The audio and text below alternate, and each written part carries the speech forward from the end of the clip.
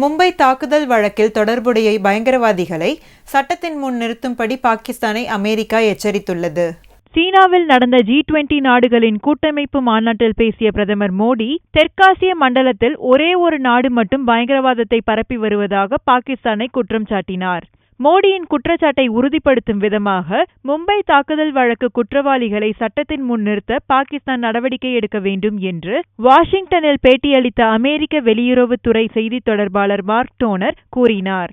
2008ஆம் ஆண்டு மும்பை தாக்குதல் சம்பவத்தில் அமெரிக்கர்களும் உயிரிழந்ததாக கூறிய அவர், அதற்கு காரணமான பயங்கரவாதிகள் தண்டிக்கப்படுவதன் மூலம் பாதிக்கப்பட்டவர்களுக்கு நீதி கிடைக்க வேண்டும் என்பதே அமெரிக்காவின் நிலைப்பாடு என்றார்.